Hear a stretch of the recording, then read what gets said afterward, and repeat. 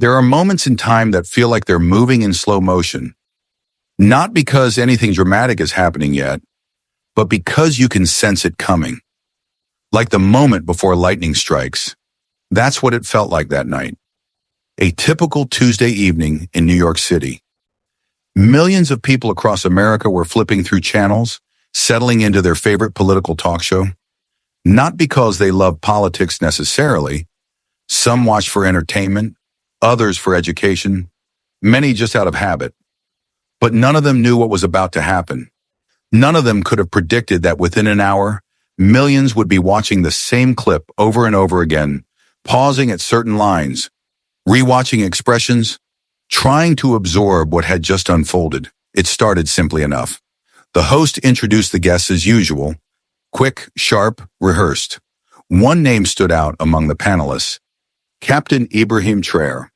He wasn't a household name in the United States, but he was known in diplomatic circles. Young, articulate, and representing Burkina Faso, he had been invited to discuss African independence and U.S. involvement in West Africa. It was supposed to be a standard foreign policy debate, measured, intellectual, and predictable.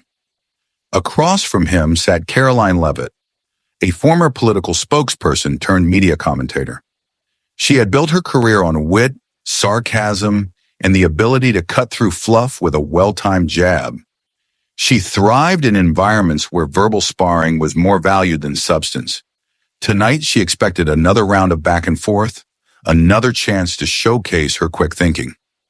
What she didn't expect was to meet someone who couldn't be shaken. Captain Trare spoke first, calmly, thoughtfully.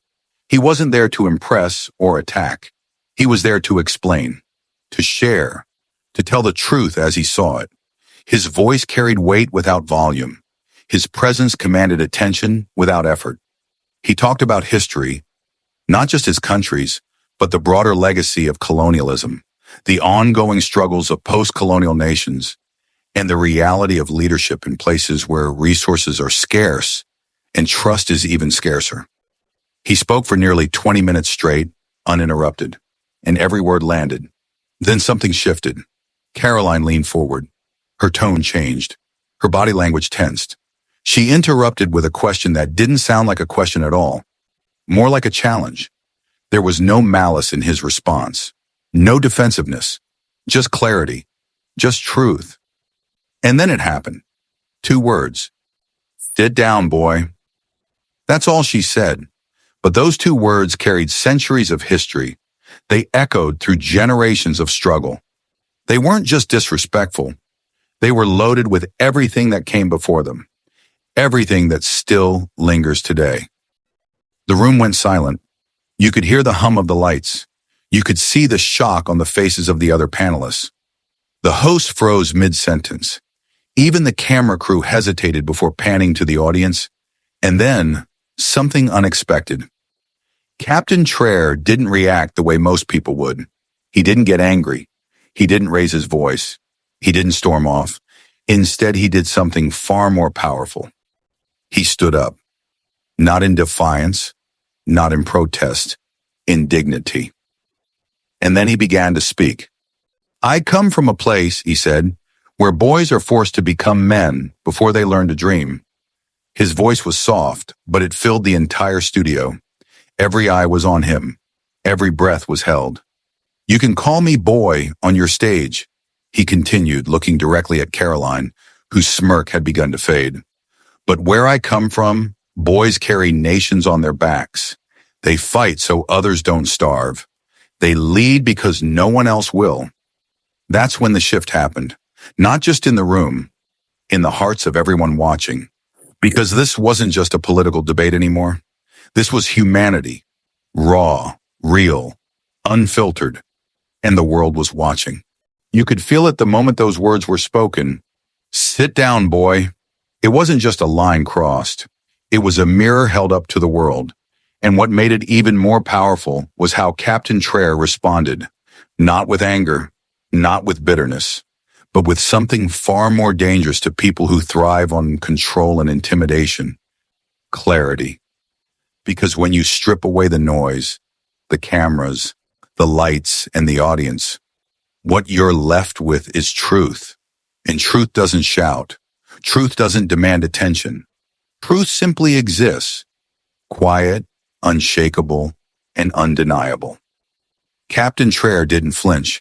He didn't raise his voice. He didn't even blink faster than usual. He just looked at Caroline Levitt like he had seen this before, like he knew exactly what she was trying to do. And then, with the kind of calm that only comes from someone who has lived through real pain, he stood up. Not in defiance, not in protest, in dignity. And that's when the room changed. It started slowly, like the first drop of rain before a storm. A few people leaned forward in their seats. Others shifted uncomfortably. You could see the tension in the host's posture. Even the camera crew seemed to hesitate for a split second before adjusting their lenses. This wasn't going according to plan. Nobody expected this man to turn an insult into something sacred. "I come from a place," he began, his voice steady but carrying the weight of generations, "where boys are forced to become men before they learn to dream." That line alone should have been enough. It should have stopped the conversation right there, because anyone with a heart could hear the sorrow behind it, the sacrifice, the struggle. But Captain Trare wasn't done. He turned back toward Caroline, not with hatred, not with vengeance, but with something far more painful: understanding. "You can call me boy on your stage," Oni said, "but where I come from, boys carry nations on their backs. They fight so others don't starve. They lead because no one else will." And that's when the shift happened, not just in the room, but in the hearts of everyone watching. Because this wasn't politics anymore. This wasn't debate. This was humanity, raw, real, unfiltered. People across America were frozen in front of their screens. Some had paused mid-bite during dinner. Others had stopped scrolling through their phones. There were parents holding their children a little tighter, veterans sitting up straighter, teachers thinking about the lessons they would teach the next day, and somewhere in a hospital room far away, a little girl watched her hero speak with tears in her eyes. Caroline's smirk faded, slowly, like ink dissolving in water. She had spent years perfecting the art of verbal combat. She thrived in environments where wit was sharper than weapons. But this wasn't a game to Captain Trare. This was life, his life, and he wasn't going to let her reduce it to a punchline. The silence in the studio was deafening. No one dared to breathe too loudly. The kind of silence that isn't empty. It's full, full of realization, full of shame, full of awe. And then, just when you thought the moment couldn't get any heavier, Captain Trare took it deeper. "I buried my father under the open sky," he said, his voice softer now, almost like a whisper. "There were no cameras, no speeches, just dirt, silence, and the sound of my mother's grief." A single tear rolled down the cheek of an elderly black woman in the front row. She wiped it away quickly, as if embarrassed by her own emotion. But she wasn't the only one. Across the studio, people were reaching for tissues. Some had their hands over their mouths. Others sat perfectly still, afraid that any movement might break the spell. This wasn't just a story anymore.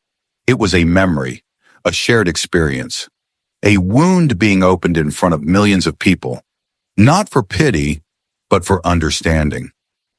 "He was killed during a coup funded by outside powers," Captain Trare continued, glancing briefly toward Caroline, whose eyes were darting nervously around the room, searching for a way out.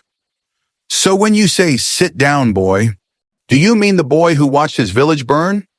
Do you mean the boy who studied under candlelight because the lights never came back on after colonialism left?" His words weren't just hitting hard. They were landing with precision, each sentence a reminder that history isn't just something we read about. It's something we live, something we inherit, something we carry. And then something incredible happened. One of the other panelists, Colonel Jacob Whitmore, a decorated U.S. Army veteran, quietly placed his hand over his heart. It was a small gesture, barely noticeable, but if you were paying attention, you could see the recognition in his eyes. He understood. He had seen war. He had lost brothers. He knew what it meant to serve, to sacrifice, to carry the weight of responsibility. Captain Trare's voice remained steady, but his eyes were glistening with unshed tears. "You don't have to like me," he said, looking directly into the camera now, speaking to every person watching at home. "But you will not erase me." And then it happened. A single clap echoed from the back of the studio. Then another. Then another. And suddenly the entire room erupted. People weren't just applauding, they were standing, not out of pity, not out of obligation, but out of respect, out of recognition, out of something deeper than politics, out of truth.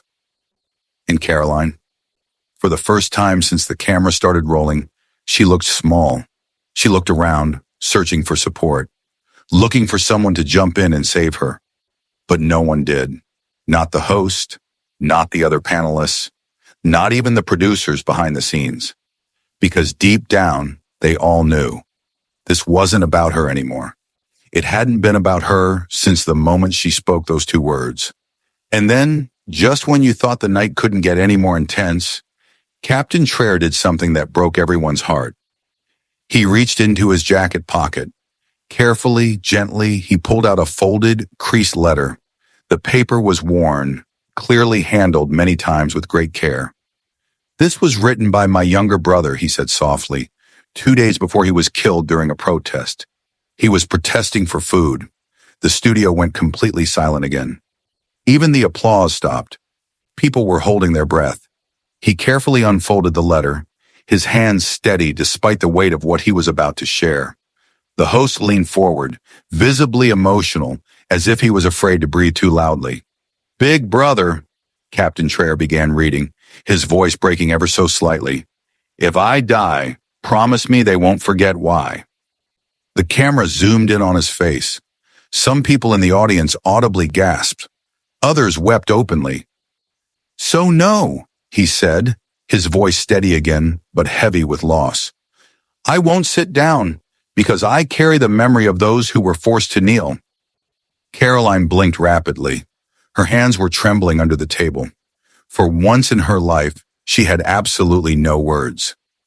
Outside the studio, on social media, the clip was already going viral.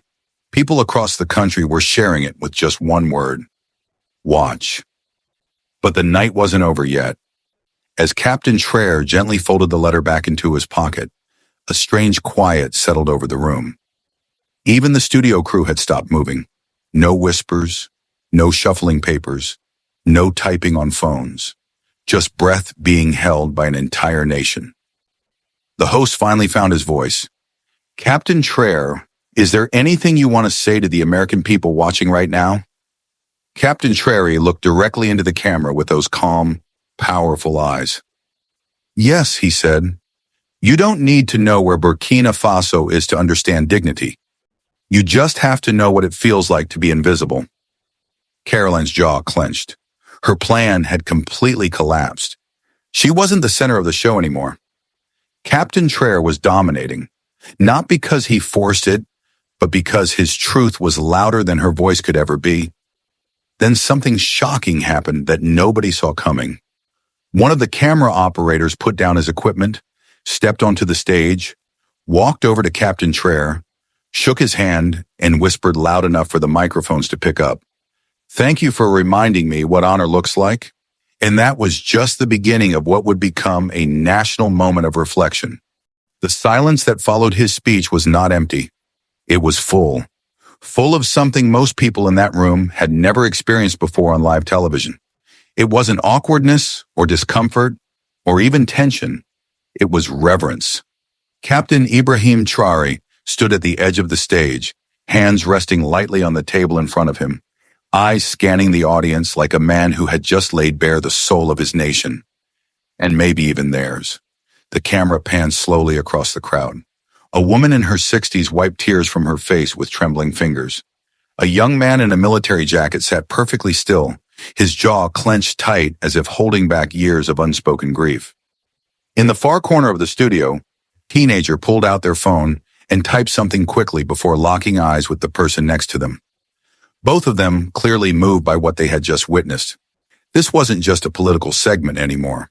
This was something else entirely, something deeper, something raw. And then, the first voice broke through the silence. It wasn't the host. It wasn't another panelist. It was someone from the audience, a man who looked to be in his late 40s, sitting near the back, dressed in a worn leather jacket and jeans. He stood up slowly, almost hesitantly, but once he found his footing, there was no hesitation in his voice. "I've lived my whole life thinking I knew what leadership looked like," he said, his voice thick with emotion. "I thought it was power. I thought it was control. But tonight I saw something different." He turned toward Captain Trare, who met his gaze without flinching. "You didn't yell. You didn't fight back. You didn't demand respect. You just stood there and reminded us all what it means to carry something bigger than yourself."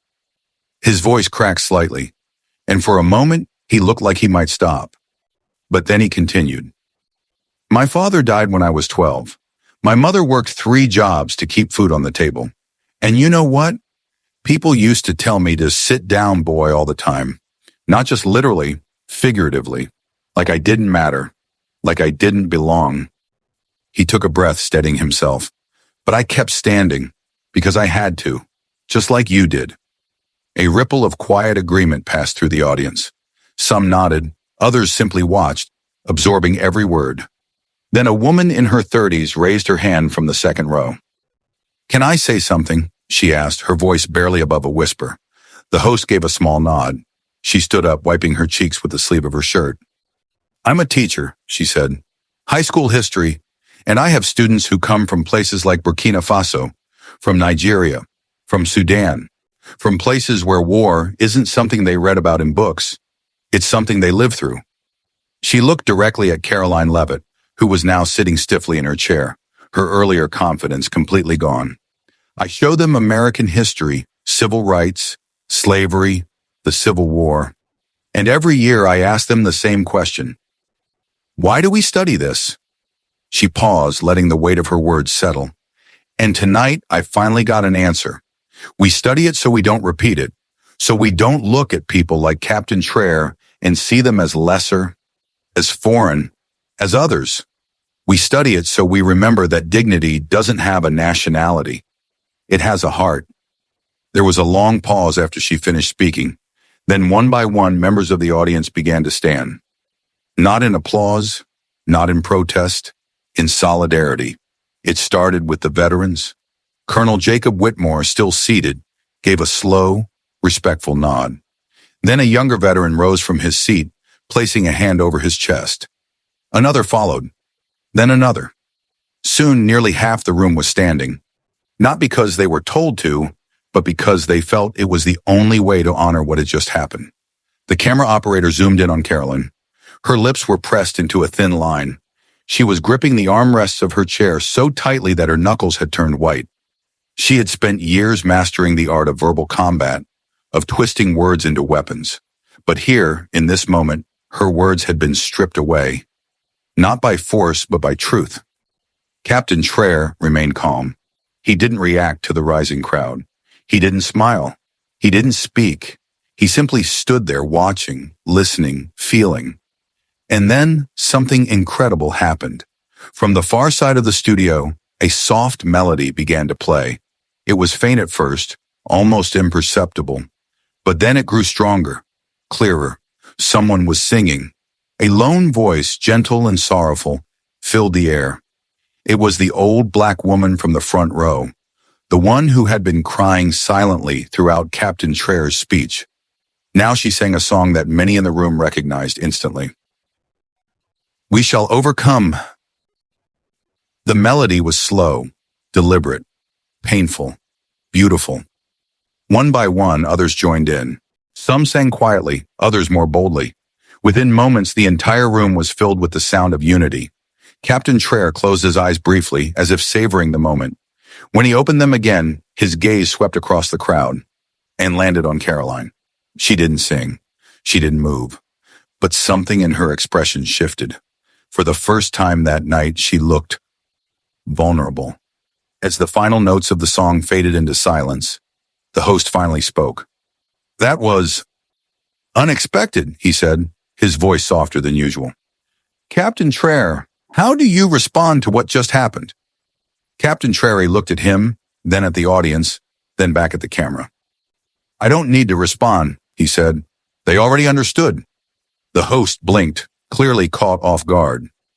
What do you mean? Trare smiled. Not a triumphant grin, not a smirk, but a quiet, knowing smile. They heard the story behind the story. They didn't just hear my words, they felt them. That's how truth works. It doesn't need explanation, it needs space. The host nodded slowly. And what about her? He asked, gesturing toward Caroline. Trare's gaze returned to her. She made a choice, he said simply. Now she lives with it. Caroline flinched, just slightly, but it was enough, because in that moment, the world could see it too. She had tried to humiliate him, to reduce him to a stereotype, to make him feel small. Instead, she had exposed herself. Her arrogance had crumbled under the weight of his humility. Her cruelty had been drowned out by the voices of those who refused to remain silent. And now she sat there, not victorious, not powerful, just human, flawed, fallen, alone. And for the first time in her career, she had nothing left to say. The host cleared his throat, clearly unsure how to proceed. Well, he said, glancing at the clock, we're coming up on our break. But before we go, Captain Trare, is there anything else you'd like to share with the audience tonight? Captain Trare looked directly into the camera. Yes, he said, there is. He reached into his pocket again, the same place where he had pulled out his brother's letter. But this time, he didn't pull out paper. He pulled out a photograph, a small, weathered photo, edges frayed, corners bent. He held it up to the light. This is my mother, he said softly. She sold firewood. She walked miles with broken sandals so I could go to school. She hid her hunger so I wouldn't feel mine. He paused, allowing the image to sink in. She taught me that leadership isn't about titles. It's about sacrifice, about showing up even when you're tired, even when you're hurting, even when the world tells you to sit down. He looked around the room. So tonight, I don't want anyone to clap for me. I don't want anyone to cheer. I want you to remember her. Remember the mothers, the fathers, the teachers, the soldiers, the dreamers, the ones who stood tall, even when the world tried to knock them down. He lowered the photo gently, folding it back into his pocket. That's the real story, he said. That's the legacy worth honoring. The room erupted, not in applause, but in something deeper, something sacred. And for the first time in a long time, America wasn't just watching history, it was living it. The applause hadn't fully died down when something unexpected happened. Colonel Jacob Whitmore stood up. Now, if you didn't know who he was before that moment, you would have known by the way the room shifted in his presence. He wasn't just another panelist. He was a decorated U.S. Army veteran with decades of service behind him. His white hair was neatly combed back, his posture still sharp despite age and time. And as he rose from his seat, every eye in the studio turned toward him. There was no hesitation in his voice when he finally spoke. He's right, Colonel Whitmore said, his tone calm but firm. What just happened isn't debate, it's humiliation. His words landed like a hammer on stone. People leaned forward instinctively, some gasped. Others simply sat in stunned silence, absorbing what was unfolding. Colonel Whitmore took a slow breath, then continued. I served in Liberia, he said, his voice carrying the weight of experience. I've seen firsthand what boys like Captain Trare face every single day. I've watched children carry weapons heavier than their bodies. I've seen mothers bury sons with nothing but dirt and grief. So let me be clear. Calling him boy isn't just disrespectful. It dishonors every brave man and woman I've served with in Africa. He turned slightly, pointing directly at Caroline Levitt, whose once confident smirk had completely vanished. You don't get to use language like that and pretend it's part of a political argument, he said. That's not how this works. You're not challenging ideas. You're erasing people. The camera zoomed in on Caroline's face. She looked trapped, not angry, not defiant, just exposed. Colonel Whitmore stepped off the panelist stage and walked slowly toward Captain Trare, who remained seated but watching him with quiet respect. When the two men stood face to face, Colonel Whitmore extended his hand. "Captain," he said, his voice softening, "thank you, not just for defending your people, but for reminding us all what true leadership looks like." They shook hands, and in that simple gesture, something changed. It wasn't about politics anymore. It wasn't about media ratings or sound bites. It was about honor, about respect, about the kind of courage that doesn't come from weapons, but from truth. The audience erupted into applause again, slower this time, more deliberate, like they were witnessing something sacred. Even those who had come expecting a typical political show couldn't deny it now. This was history. But Colonel Whitmore wasn't done. He turned back toward the crowd and raised his voice just enough to be heard clearly. "I want to tell you something most Americans never hear," he said. "I spent years in West Africa. I trained soldiers. I fought alongside them. And do you know what I learned?" He paused, letting the tension build. "I learned that leadership isn't about titles. It's about sacrifice. It's about standing tall even when your legs are shaking. It's about carrying your people through fire, even if you burn yourself." He looked directly at Captain Trare, and that's exactly what this man has been doing his whole life. A woman in the front row began crying again. This time she didn't try to hide it. Colonel Whitmore turned back toward Caroline, who was now sitting stiffly in her chair. "I'm not here to shame you," he said, "but I am here to make sure people understand the difference between debate and disrespect, because sometimes the loudest voices aren't the ones worth listening to." He returned to his seat, but the energy in the room had already changed, because now it wasn't just Captain Trare standing alone in his truth. He had allies, real ones, veterans, teachers, mothers, children, people who had lived through pain and knew the difference between strength and cruelty. And then, just when you thought the night couldn't get any more intense, someone else stood up.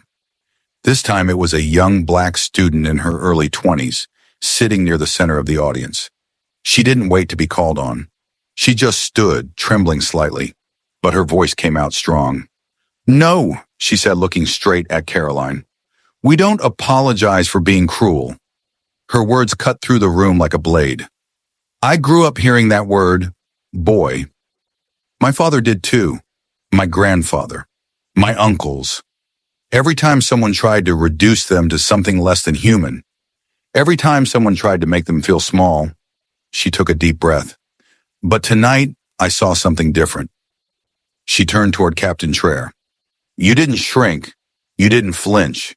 You told the truth, not just about your country, but about what it means to carry dignity in a world that tries to take it away." Then she looked back at Carolyn.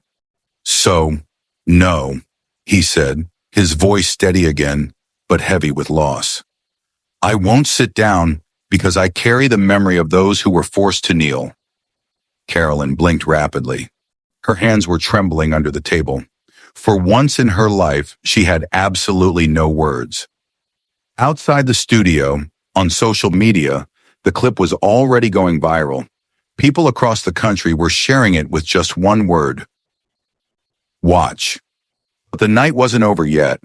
As Captain Trare gently folded the letter back into his pocket, a strange quiet settled over the room. Even the studio crew had stopped moving. No whispers, no shuffling papers, no typing on phones, just breath being held by an entire nation. The host finally found his voice. "Captain Trare, is there anything you want to say to the American people watching right now?" Captain Trare looked directly into the camera with those calm, powerful eyes. "Yes," he said.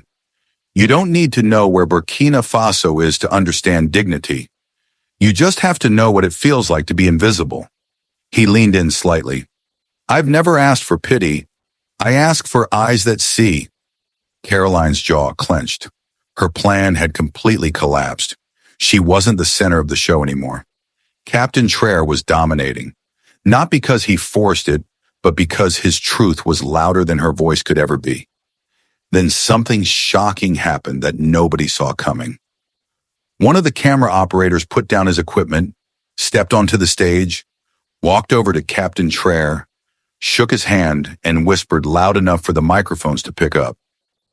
"Thank you for reminding me what honor looks like." And that was just the beginning of what would become a national moment of reflection. The room was still frozen when a middle-aged black woman in the third row slowly stood up. She didn't ask for permission to speak. "I didn't come here to speak," she said softly, "but I need to say this." Everyone turned to look at her, including the cameras. "My son served in Afghanistan. He came back in a box." Her voice cracked with pain that had been carried for years.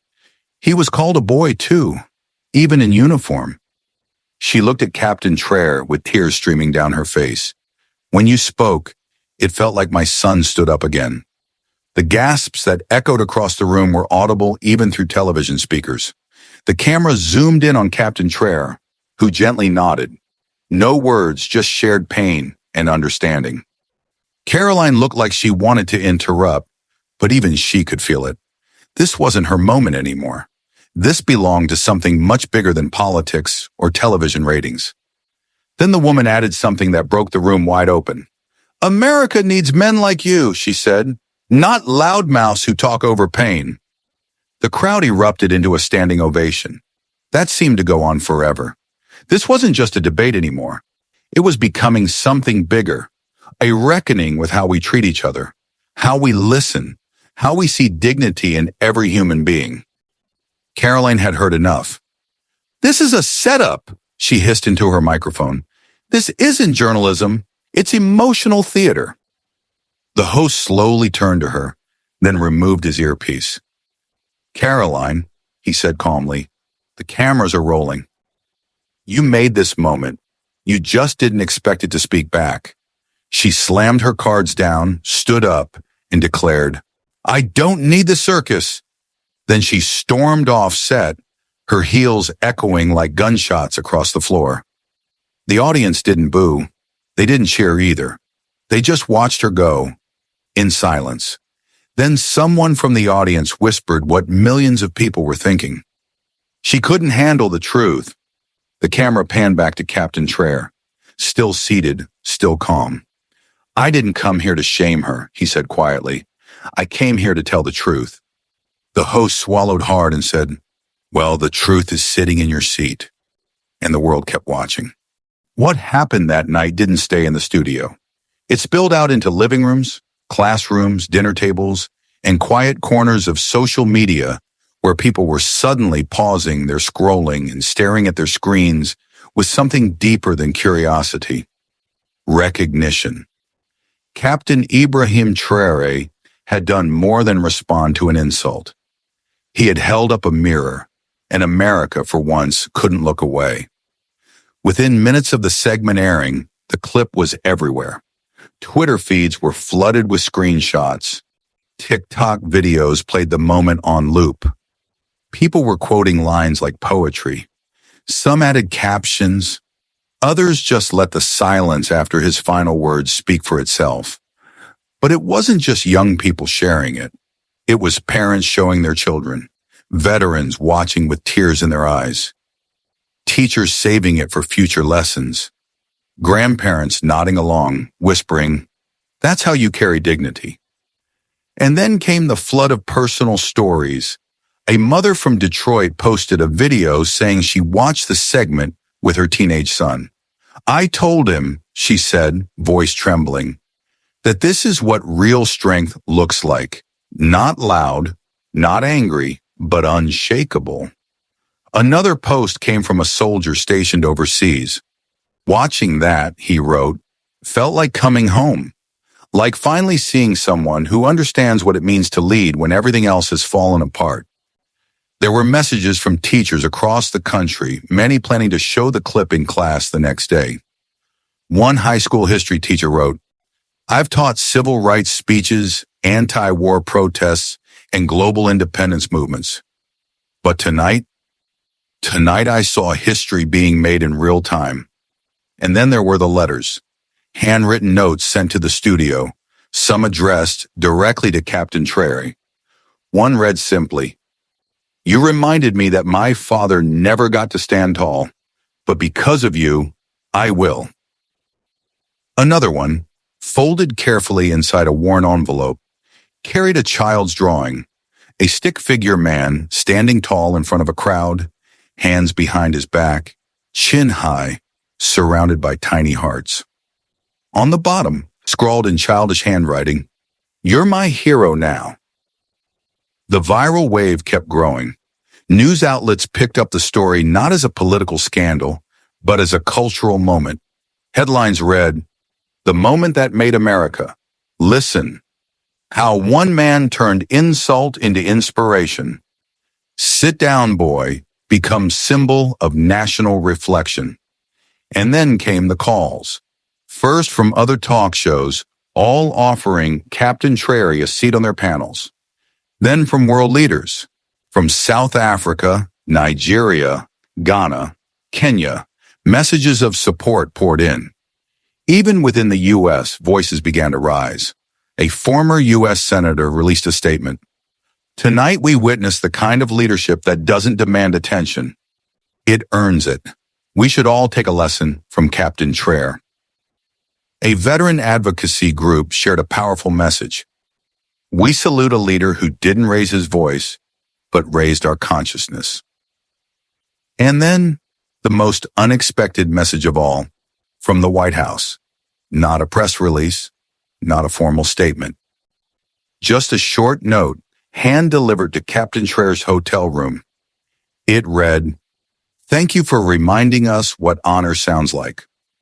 No name, no title, just gratitude. And it meant more than any medal ever could. But even as the world reacted, the most powerful transformation was happening closer to home. In neighborhoods across America, families were having conversations they hadn't had in years. Fathers were sitting down with sons, telling them about the times they were called names they didn't deserve. Mothers were explaining to daughters why some people still try to shrink others instead of lifting them up. Grandparents were pulling out old photo albums, pointing to faded pictures of ancestors who stood tall when the world told them to kneel. And somewhere, in a small town in Georgia, a boy sat alone in his room, replaying the clip over and over again. He had heard the word boy too many times in his life, used as a weapon, as a reminder, as a way to make him feel smaller than he was. But tonight, someone had taken that same word and turned it into something sacred. And for the first time, the boy in Georgia didn't feel ashamed. He felt seen. He felt strong. He felt like maybe, just maybe, he could be someone someday. Because if Captain Trare could carry a nation on his back and still speak with grace, then so could he.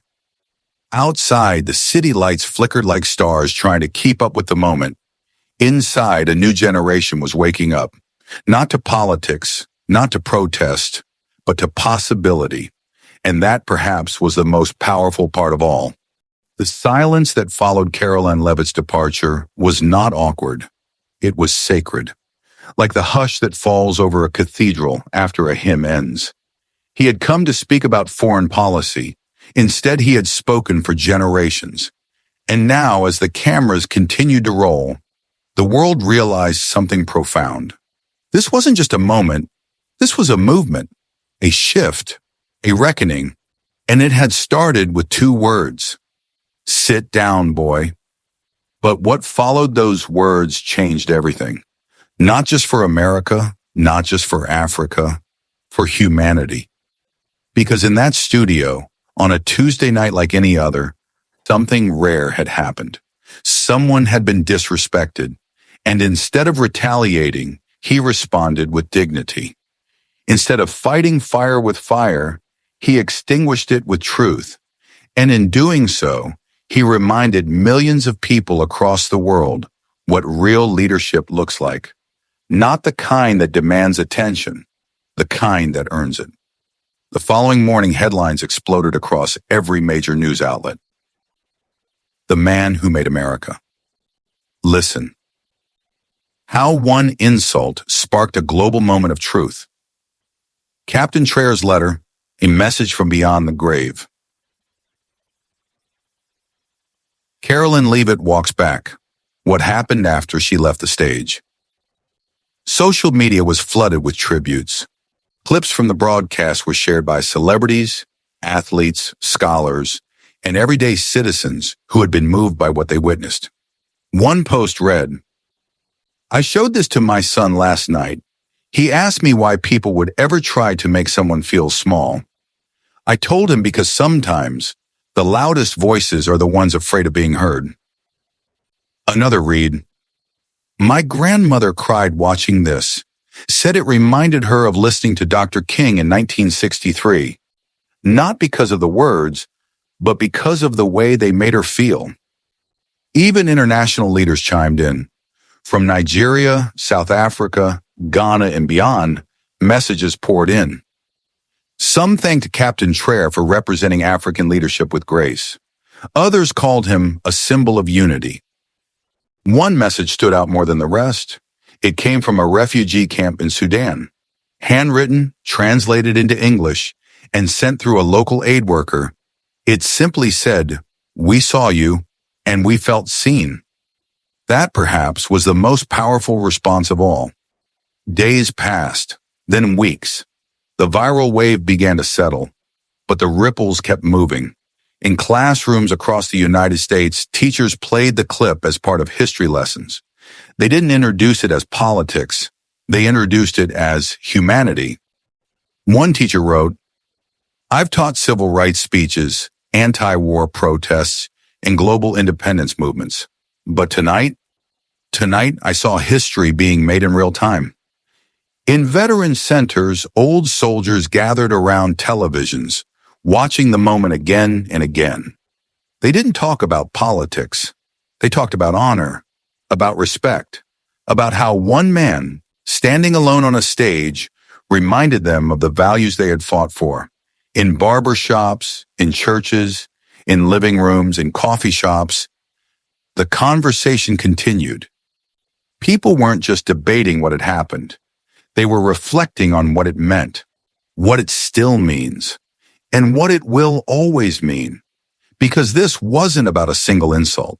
It was about centuries of struggle, of boys forced to become men before they could dream, of mothers who carried nations on their backs, of soldiers who led not because they wanted power, but because no one else would, and of a world that often forgets to listen until someone speaks so clearly that even silence has to pause.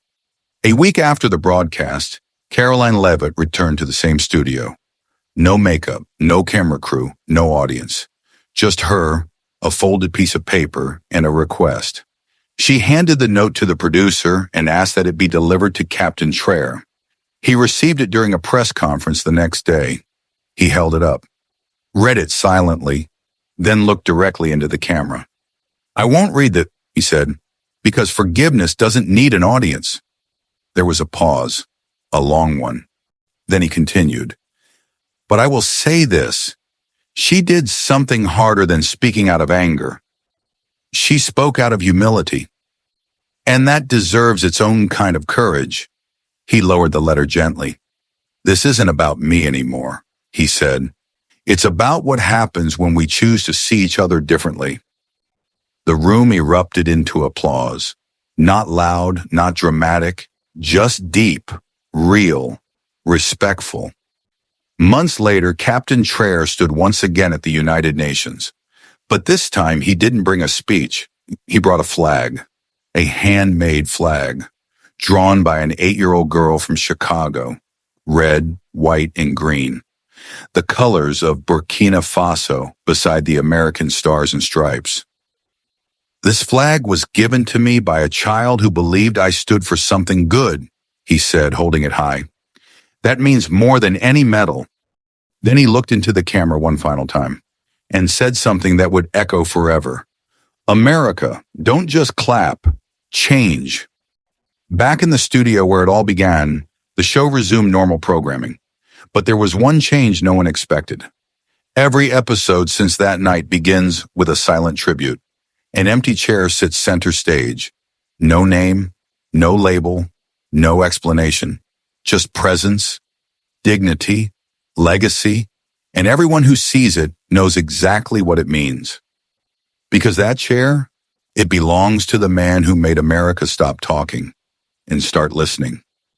If this story gave you chills, if it made you pause, if it reminded you that behind every headline is a human being with pain, purpose, and pride, then I need your help. This channel exists to tell stories like this. Stories that don't just inform, but transform.